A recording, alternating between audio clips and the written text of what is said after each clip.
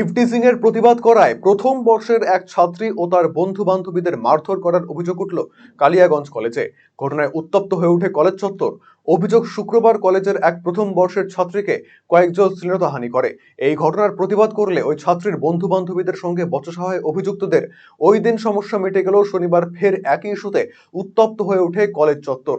ভাঙচুর করা হয় কলেজের গেটের বাইরে থাকা টিএমসিপির কার্যালয়ে। শনিবার দুপুরে এই ঘটনার পর প্রথম বর্ষের ওই ছাত্রী মোট 4 জনের নামে মারধর ও শ্লীলতাহানির লিখিত অভিযোগ দায়ের করেছেন কালিয়াগঞ্জ থানায়। কালকে আমি বিকেলবেলা 2টোর সময় মাঠে বসেছিলাম, মানে দুপুর 2টোর সময়। তো 5th সেমিস্টারের কিছু ছেলে এসে আমাকে উল্টোপাল্টা টোন কাটছিল। তো আমি আমার এক বান্ধবী বসেছিলাম।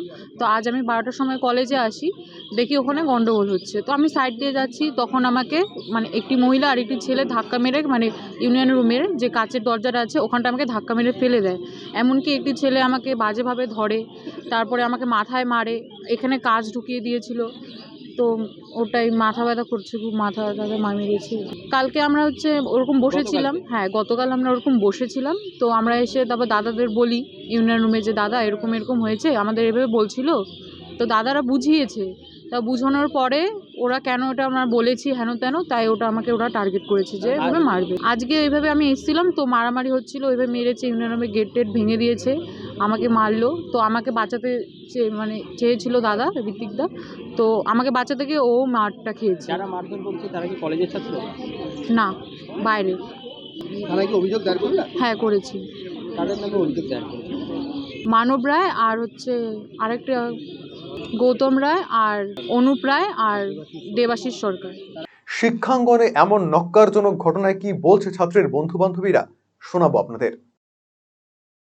কালকে দুটো ছেলে মেয়েকে ইভটিজিং করেছিল।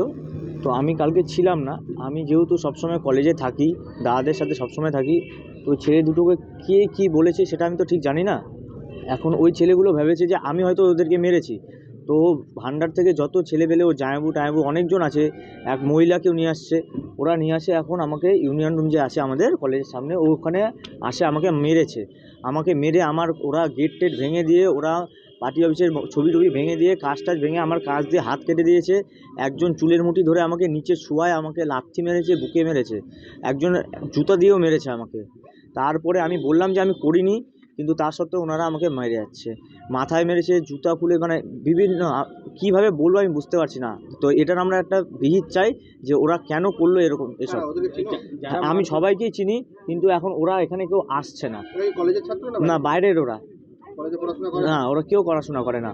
আমি যখন বললাম যে তোমরা আমার গায়ে হাত দিবা না, আমি জানি না, ওরা তার সত্ত্বেও বলছে তুমি একে মারতে যাবে। ওই ভাইগুলো দেখাচ্ছি, এই ছিল। আমরা 2 জন, আমরা 5th সেমিস্টার। ওই মেয়েটাকে গলা চিপে ধাক্কা মেরেছে, ওর হাতে কাঁচ ফুটে গেছে। যদিও তৃণমূল ছাত্র পরিষদের সহ সভাপতি রাহুল সিংহ রায় বলেন, অভিযুক্তদের বিরুদ্ধে আইনানুগ ব্যবস্থা নিক পুলিশ প্রশাসন।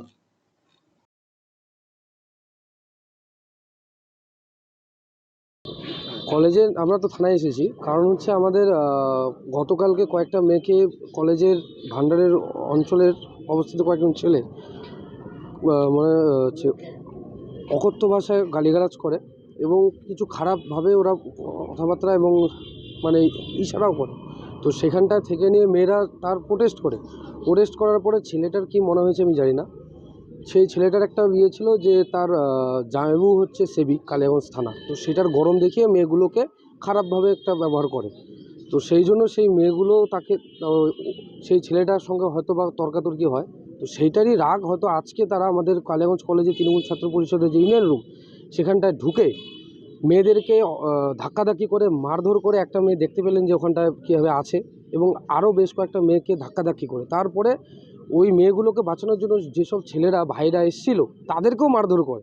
তো এই পরিস্থিতিতে আমরা দেখতে পাচ্ছি যে আমাদের কালিয়াগঞ্জ কলেজের মেয়েরা কিছুটা হলেও নিজেদেরকে আনসেফ মনে করছে। তো সেই জন্যই আজকে তৃণমূল ছাত্র পরিষদ এবং কলেজের সব ছাত্রীরা এখানে এসছে থানাতে এবং কমপ্লেন জানানোর জন্য এসছে। আমরা আশা রাখি যে আমাদের থানার কর্তৃপক্ষরা যেটা বিচার হবে, আইন হবে এবং যেটা জরুরি পদক্ষেপ নেওয়ার সেটা নেবে এবং সঠিক বিচার দেবে।